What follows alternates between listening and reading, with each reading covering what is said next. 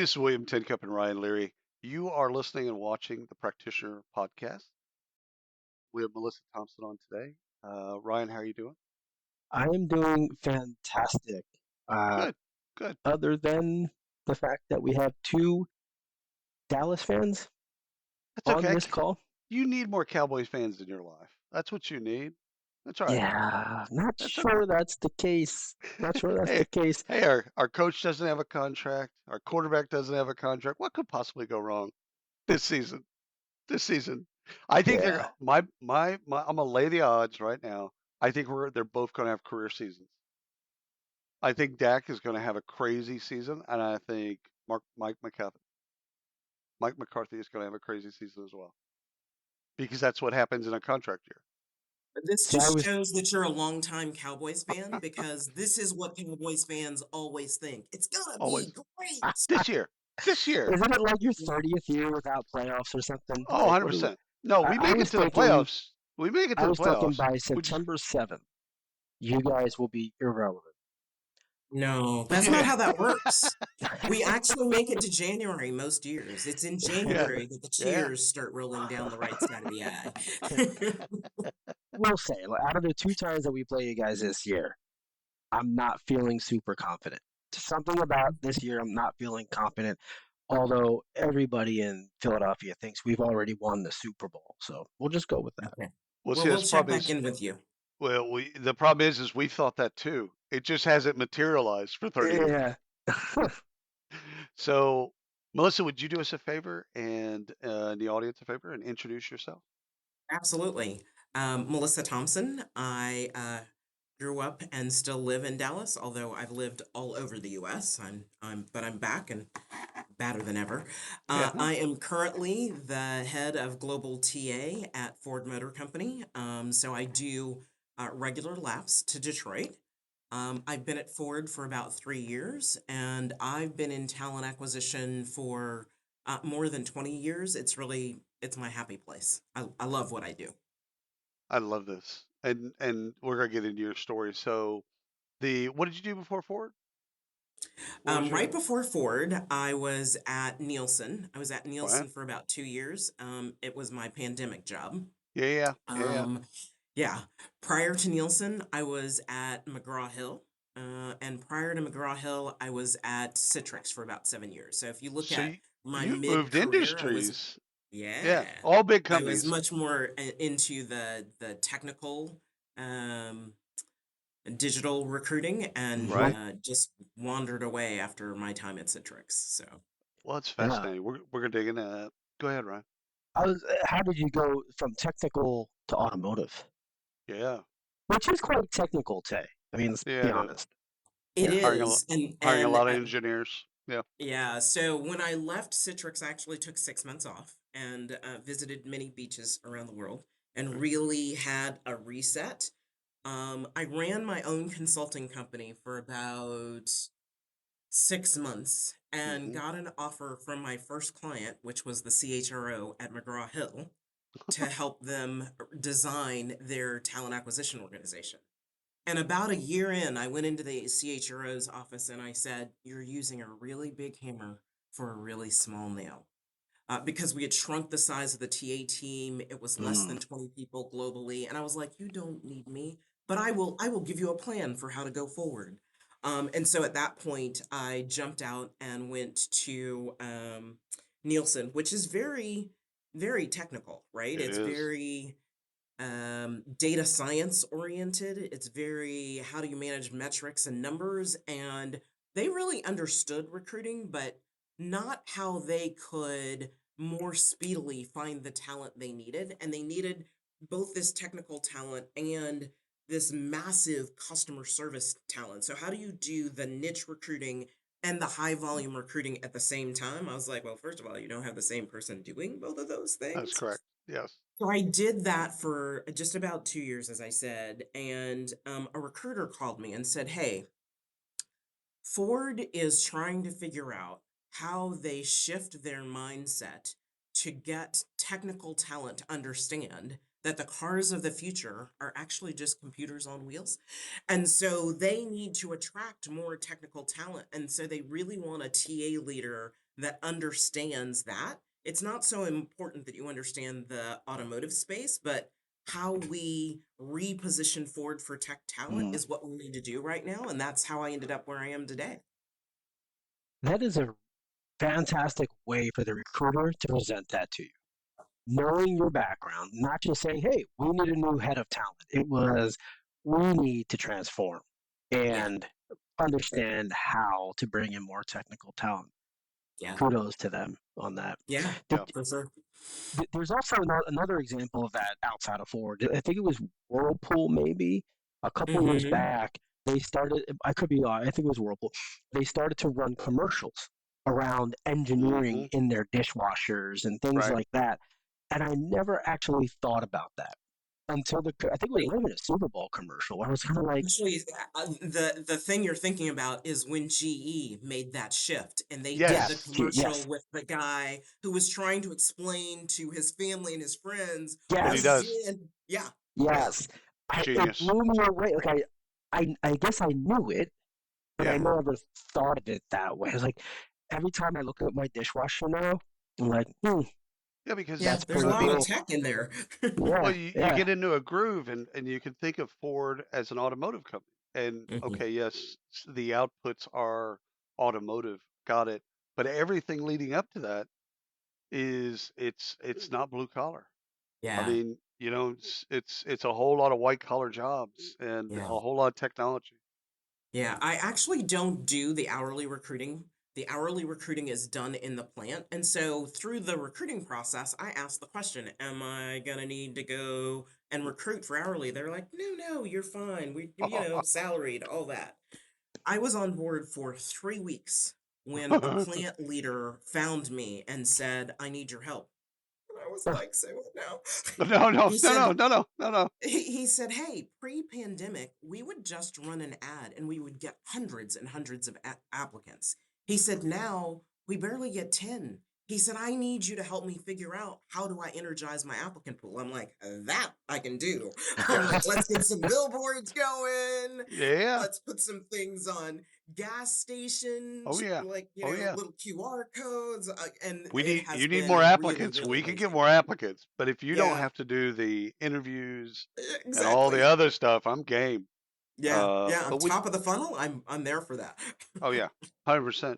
When you talk about when we talk about hourly and salaried, let's just say, do you think those are two different tech stacks? Like, is the technology That's so that funny much you different? say that.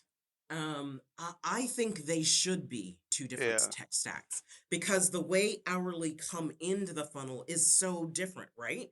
They may not have an email address. They Right. may not have Mhm. something that can get to the QR code. So what is the lightweight way that the hourly comes into the ATS versus someone that's coming in through a LinkedIn or an Indeed or Right. Yeah.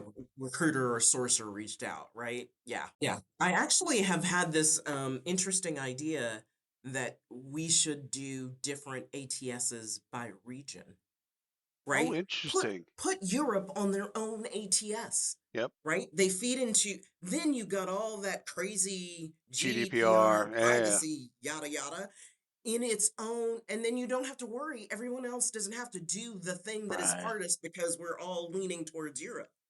Yeah, Well, see, you what I got me like on one of about my soapboxes. no, no, no. What I like about that is because people would initially say, well, why do we need 7 different ATSs for these different regions? They're not going to talk to each other.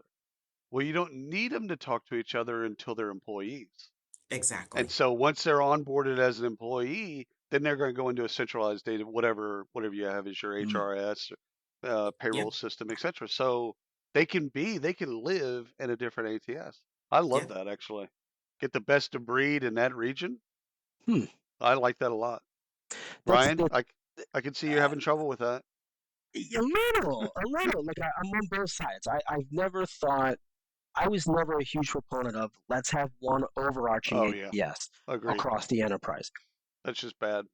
But the argument is always going to be made. No, let's bring in one, so everything is in one. But maybe let's unpack that a little bit. How so? If you're looking at an ATS per region, and maybe define region. Are we Yeah, talking big like regions. West Coast, East Coast, Central?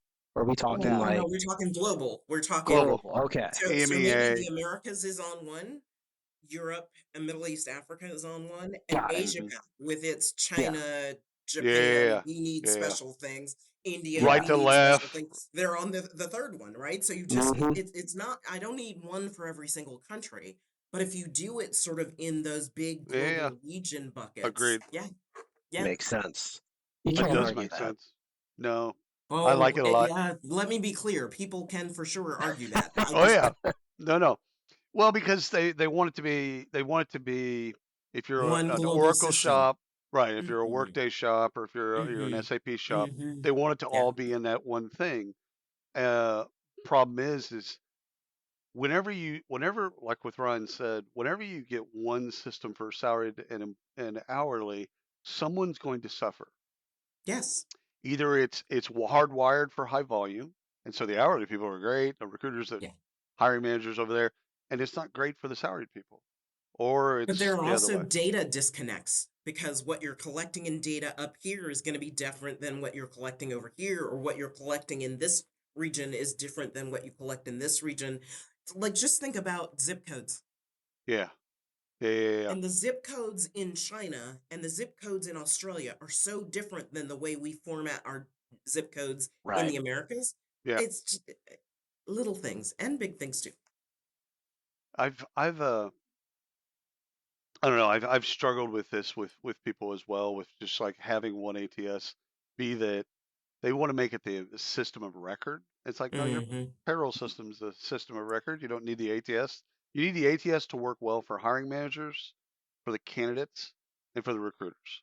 Yeah. Maybe even the executives if you want to do reporting. But other than that, it's got to work for those people, period. Ryan and I have talked a lot about response rates in the hourly market. Like, you're Mm-hmm. in the seconds and minutes before you lose that moment of attention. They've already moved on to Yes. something else. Are you Yes. seeing, if you're seeing that in hourly, are you seeing some of that bleed over into salaried? This is the first company that I've ever worked for where people so want to work for Ford that the Right. volume of applicants is straight up crazy, straight up Okay. nuts. Yeah. Okay. I So you, remember. So, Melissa, I used to work with a company called Conexa. It's an RPO Yeah. company, and which is Mm-hmm. now IBM. But Ford was one of our larger clients. Yeah. And so when she says a lot, like we're talking 50,000 on it, like just there. And it's like, what do you do with that? That's a whole oh different my funnel, God. Yeah. right? Like Yeah. it's like Yeah. forget top of the funnel, middle, bottom. Like it's just your funnel. These are qualified Yeah. people. Well, I don't know if they're No, that's just the qualified. top of the funnel. That's just Okay. the top of the Okay. funnel. This Okay. is Then yeah, All this then right. is you got to just figure out people coming how in. do I make it through all these So candidates to you've get so Right. you've got to to yeah. So you've got to do yeah. a lot more of screening and assessments and other types of things just to get it down to a manageable number. Yeah. So, Ryan, just because you brought up the history lesson, I will say they were still on brass ring when I got here 3 years ago. Oh, that's so bad. I hope you Just switch saying, that. the transformation has been fun. Well, brass I ring. love all my brass ring people. Oh yeah. I'll say Oh that. yeah. But I hope you but got rid but of that but too. their time, yeah. Well, they were in the midst of a Oracle Recruiting Cloud implementation when I got here, so Okay. we have implemented, gone live, and just recently put Eightfold on top of it to Oh cool. help manage that top of the funnel piece, right? Right. Right. Yeah. Right. Right. Right. Well, so your team uses the Oracle recruiting product. Yep. We've podcasted with them. We've met the people, the product managers Mm-hmm. that run Oracle recruiting, and Yeah. they're fantastic. They're really, Yeah. really nice people. They're trying to Yeah. build more of an ecosystem around the recruiting product so that Yes. you can easily select assessments and background screening and all the stuff that you need around that. It's, never They've easy. been really good partners over the past 2 years in terms of helping us get to a place where we're stabilized Right. and getting us to land so that we could bring in the Eightfold on the front end and really have the two systems map up to each other and talk to each other. So, yeah, That's it's been an smart. interesting journey. All right, we got to go back. Ryan, how far are Okay. we going back? Oh, Middle school? High seventh school? grade? No, she's I'm like, like, what? oh, seventh grade. It was an awkward period. Let's just be Yeah. honest. No, let's. Why don't we do college? So Okay. you're in college, you're graduating, you're coming out of college. What was the aspirations? Where did you want to go? What did you want to be? I'm assuming it wasn't a global head of talent. Ballet. Okay. I'm I going had no ballet. idea that such a thing existed. So first, I went to Austin College, which is in the booming city of Sherman, Texas. It's a great Small college. private college, 2,000 people when I was there. Really, super fantastic experience. A very, very good Um, school, Ryan. Ryan, you would like it because it's near Lake Texoma, which is one of the largest lakes in I like Texas, the and word lake.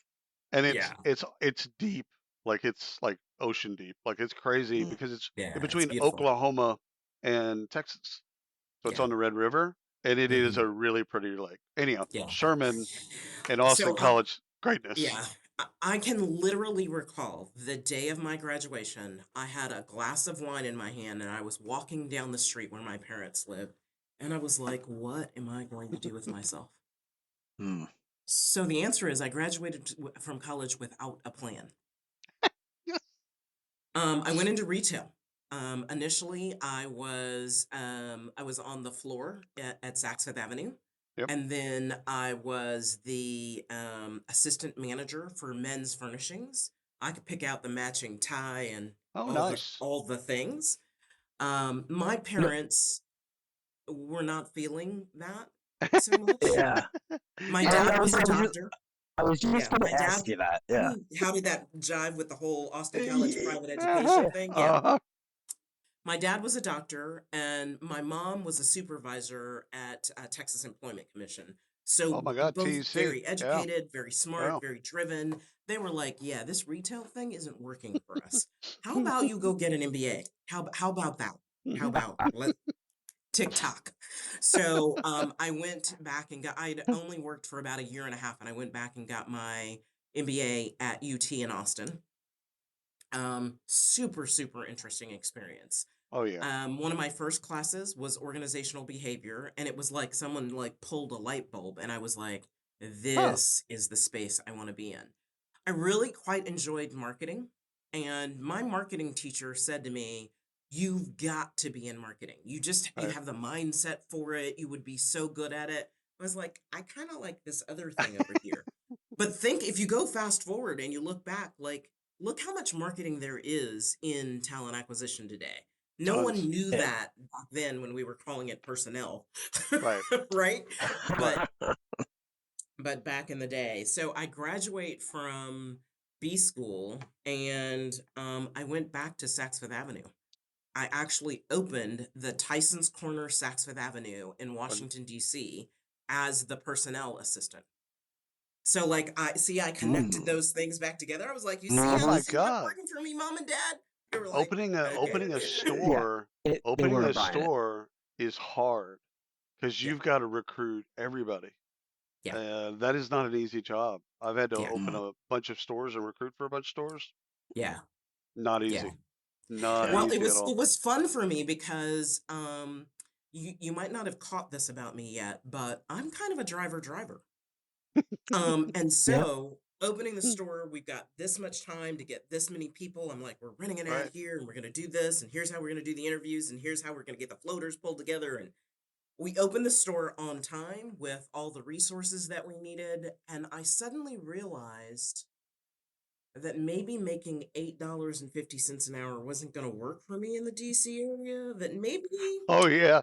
No, maybe that's possibly I needed to think about taking more advantage of this MBA education that I had. And Yeah. so I was only there maybe not even 8 months. And I went to work for a local company called Atlas Systems. Well, actually, I went to work for West Group first.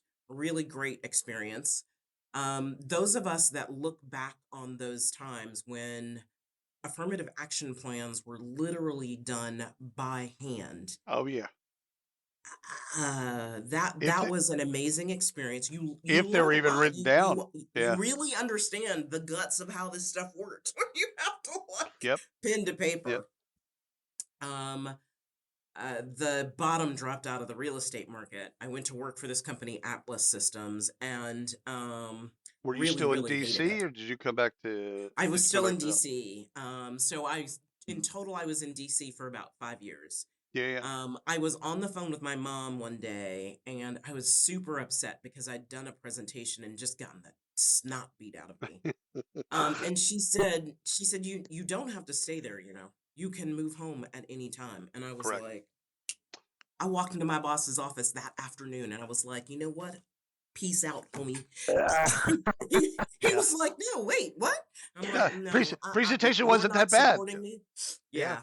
And as we talk about my career, this might be a theme. Like, if you don't support me and I feel like I'm not being paid appropriately, Yeah. deuces.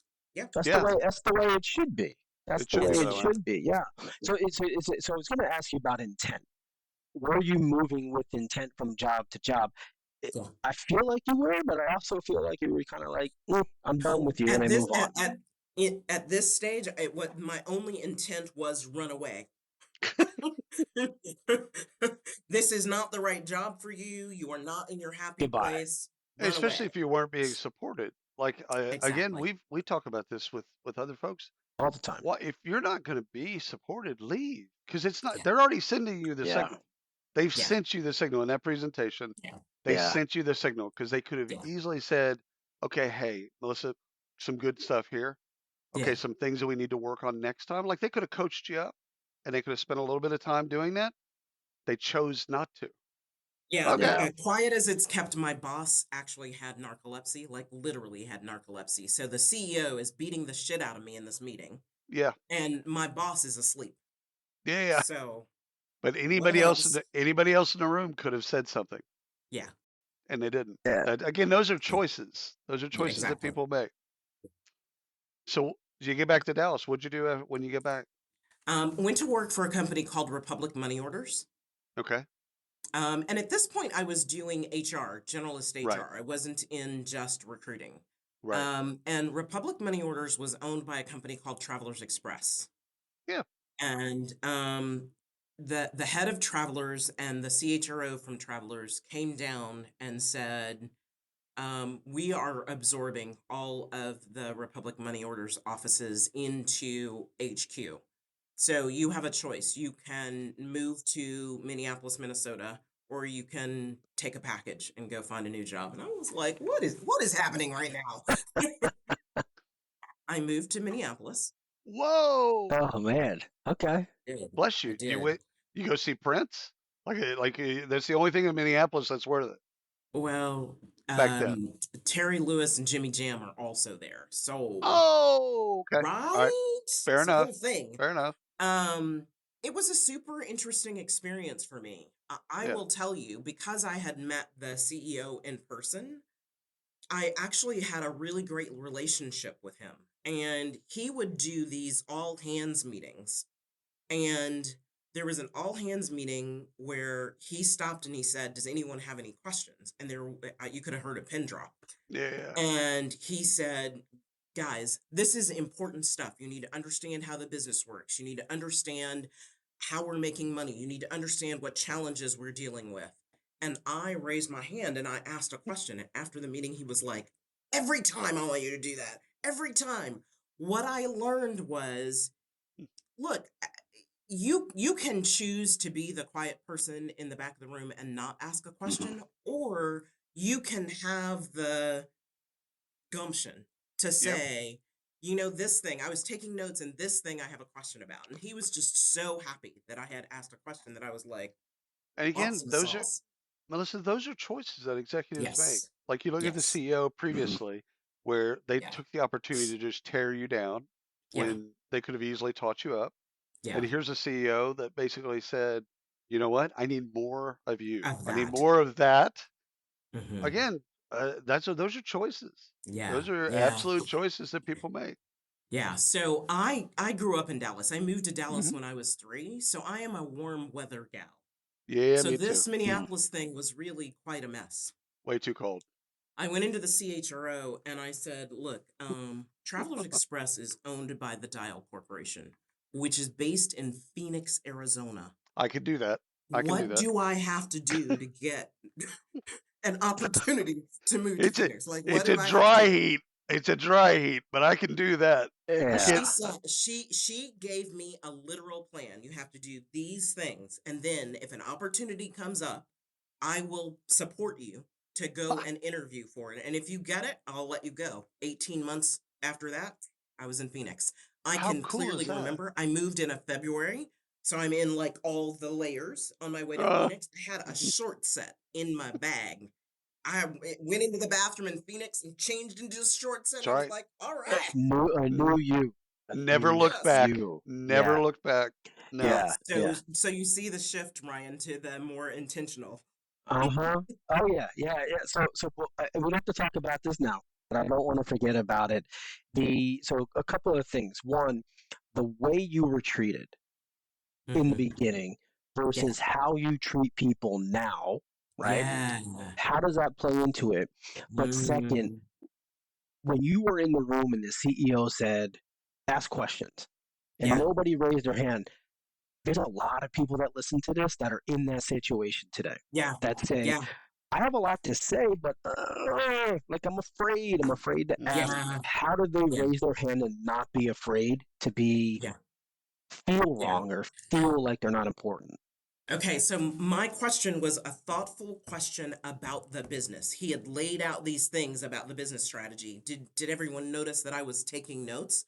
And right. so when he said someone asked a question, I looked back at my notes and I Mhm. was like, you said this about where we're going with the strategy. What are the things we need to do to be able to do XYZ? So don't just ask some random question. It's not about I asked a question.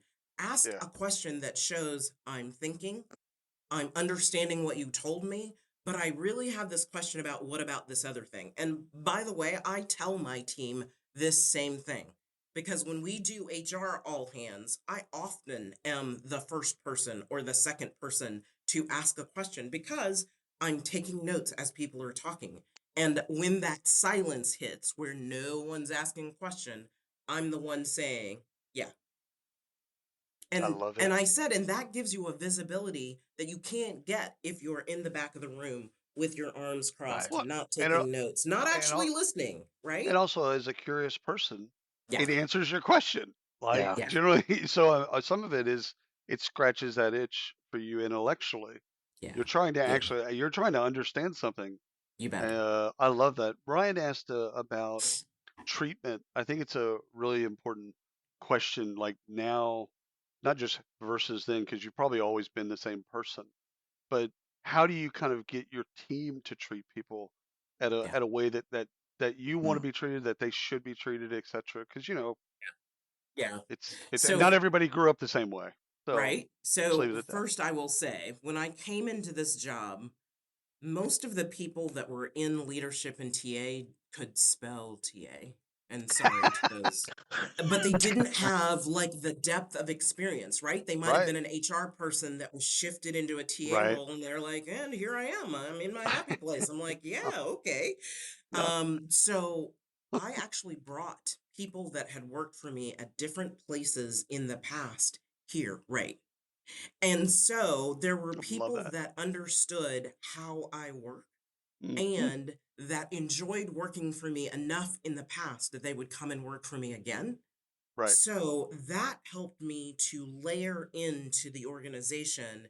This is how we work. These are the things that we do. These are the things that are important. Data Unacceptable behavior. has to be Yeah, at the core. You can't just come into Melissa and say, well, I think this and this and this are happening.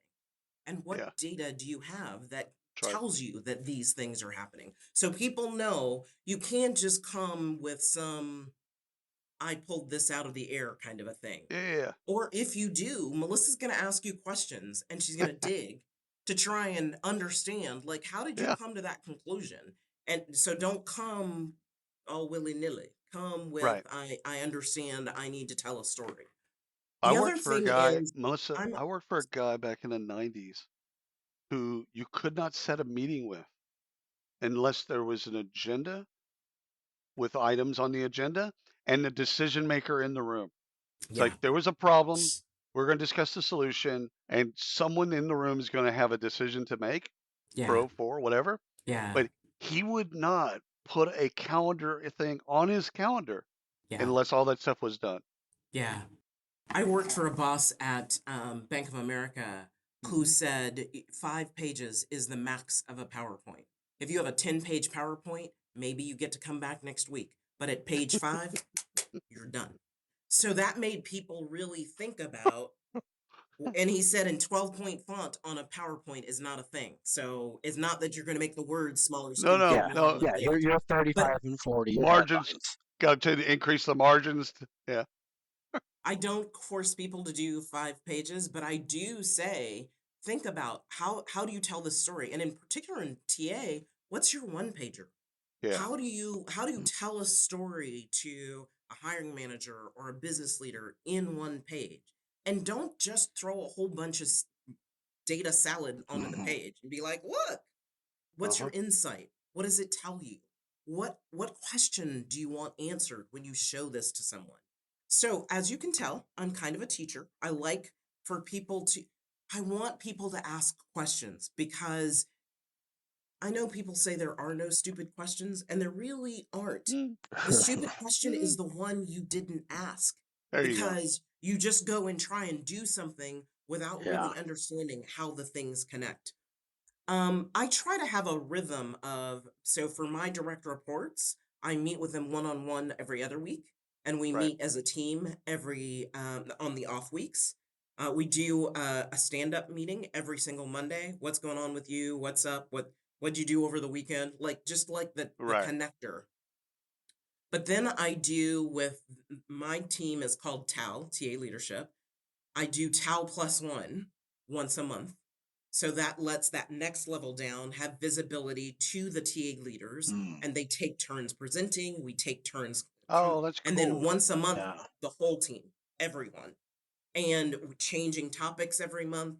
Sometimes doing things where we do a big, massive Moreau board and people Hmm. split up into smaller groups and they work Yeah. through some problem and then they come back and they present. So I try to make it as interactive as I can so that I consistently have engagement down through the team, but also they're able to see me and they're able Right. to understand that I see you too. Yeah, and that interaction is so important in organizations. Let me ask you this around that. So, how do you or are you leveraging those meetings to not just understand and engage with the employees, but who's the next leader or who's stepping up next in the organization? Are you Yeah. able to kind of get that feel from that? So here's what's interesting. 2 months ago, I had someone on my team that left. And it was someone that had worked for me for a long time. Right. One of those boomerangs from another company. Right. Right. Right. Right. She ended up wanting to be closer to home and she actually wants to be in an office all the time. I'm like, okay. Mm. Mm. Um, so Problem number one. right. So I promoted someone from that TAL plus one team onto my direct report team to take that job. Oh, cool. And I went to TAL plus one and I said, it's possible that you saw this as a move that I made without interviewing, and maybe it was a succession planning decision that I had. If you felt like you might have been really good for that job and you didn't get that opportunity, I want you to put a one-on-one on my calendar and let's talk about what is your experience? What is your background? Why did you feel like that job was for you, but I didn't see you or I didn't know? And I had two people on that team, on that next level down team, that came to me and said, Yeah. yeah. You have to give people the opportunity to step up. I said, but I'm not always going to just post a job and say anybody Yeah. apply. Right, Right. Sometimes I'm going to say, this was a succession planning decision, and this person has this other experience from outside that makes right. that person good to move on. Yeah. So And I why try to do didn't I both see things. you? Yeah, and I Yeah. think that's really neat how it's obvious. I mean, obviously it was a succession planning, right there. It's in there, but how you present it to them. Yeah. Why haven't I seen? And Yeah. giving them the opportunity to have that conversation, I think, I love that. is critical. Yeah. Yeah. All right. Yeah. So, how have you fixed hiring managers? 'Cause They're not I fixable. We know this job would be so much easier if we could just have the hiring managers just step back and let us decide who's gonna be in the job. That'd be Finally, amazing. someone said it. We've all thought it. Someone Yeah. finally said it. You know Okay, this is good. being recorded, right? I'm I just do. I'm aware. It's all good, and you I, might have heard me say it before. the But only here's what I the do. I do two things. One yeah. is I have a recruiting process model that I think is uber simple. It's crisp, clarify, review, interview, select, prepare. It's just a super easy way of Yeah. thinking about the process. And underlying that model is here's what the hiring manager is responsible for doing, here's what the recruiter is responsible for doing, and here are the SLAs aligned to both of them, right? Oh. So there's that. Then there's this training that I call winning talent. And it's really it's kind of the Jerry Maguire. It's Yeah. help me help you. This is not about you opened a rec and you threw the ball over to the recruiter Uh, and you're like, hey, call me when you got candidates. No, this is mm, teamwork. And so through the thread through winning talent is feedback is not optional.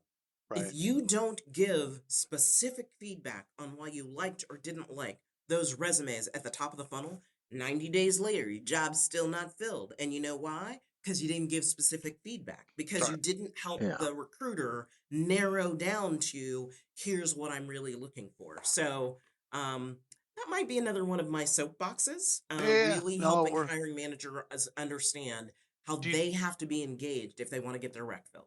as a part of that, do you teach them how to interview? Yes. Yeah, Okay. yes, yes, yes. Okay. Because, and just imagine in a 120-year-old company, Yeah. people that have been here for however many, 25, 30, Right. 35 years, they're like, I know how to interview. Mm, Okay, all mm, right. mm. How would you interview someone that is currently at Facebook and makes more money than you can pay them? How would you both interview them and sell them on this job? Humana, humana, humana. Yeah. Okay, so then let's talk about different ways to actually interview and sell as part of your interview process. If all you do is just like punch somebody with your questions and Yeah. then you're That's like, it. okay, I'm done That with my interview, I'm out. that's a That person is not interrogation. coming. Yeah. Yeah, yeah. Are you still getting a lot of hiring managers, and maybe we could separate this from forward, maybe. But are you still seeing hiring managers all over interviewing by intuition and gut and not relying on tech or intelligence to kind of tie it all together? Is it okay if I go for shizzle? 100%. I mean, Yes. absolutely. 100%. Absolutely. Everywhere. Yeah. Because that's the now I'm asking for the feedback on the interview and Right. their answer is just Yeah. no. And I'm like, "Well, no, Mm, because for why?" "Well, I just didn't like them." I just didn't Okay, like let's them. get deeper on this. Mm. Yeah. What Yeah. questions did you ask? What were the specific things that you didn't like about their responses? And just so you know, I don't know who's going to watch this podcast, but let me just say my pals in HR also need to learn this particular thing. You Correct. cannot just Yeah. tell me, well, I didn't like that person. That's not What enough. did you not like? What was it about them? Because I don't want to send you another candidate that we're going to take all the way through this interview process and then you're going That's to right. say, no, I'd like to get your Right. job filled. And we're creating ill will with candidates when we do that. So like we're Absolutely. turning them off because we didn't get feedback. And I do the same thing in art. It's like if you don't like a piece of art, that's cool. Yeah. But you gotta tell me what you didn't like about the piece of art. So Yeah. you gotta use your And what you words. liked, what resonated. What was the thing that resonated in there That's and right. what like just really Right. didn't work? Yeah. Yeah. Once I have that, I can understand what you need next. And I think that's Hmm. one of the things that recruiters they sometimes feel subservient to hiring managers, and it's like they'll accept those poor behavior. Like, Yes. okay, you didn't give any feedback. Well, let me just go out there and let me see if this works. It's like Right. uh, Right. that it might work. Yeah. Chances are it won't. Yeah. They're waiting to see if they can figure it out on the fly. Like, oh, yeah, I Yeah. really like this person, which Yeah. leads to all kinds of biases getting brought into the system because they're doing like me bias, they're doing latency bias, they're doing all kinds of stuff. It's like, no, no, no, no. I love that you're teaching people how to interview, both HR Yes. and hiring managers. Yeah. Ryan, I'm good. You have a last question? No last questions I, here. I appreciate you mentioned personnel department, Melissa. oh, We Yes. still have a J.C. Penney's, one of like 5 stores in this entire mall, which is massive, and J.C. Yeah. Penney is still there. And as you make your way down into the bathroom area, there's a door. Yeah. It says It take a personnel. says personnel. I'm going to take a personnel. picture and send it to you because it is still there, and there are still people Yeah. there. And it cracks me up Yeah. every time I go through it. So I Yeah. appreciate that. Yeah. That's funny. For sure. Yeah. That's funny. Awesome. Melissa, thank you so much for your time. We You bet. appreciate you. Thanks for coming on the show and sharing your experience. We just love it. Fun conversation. Really appreciate it. Awesome. Safe trip back. And thanks to the audience for listening. Until next time.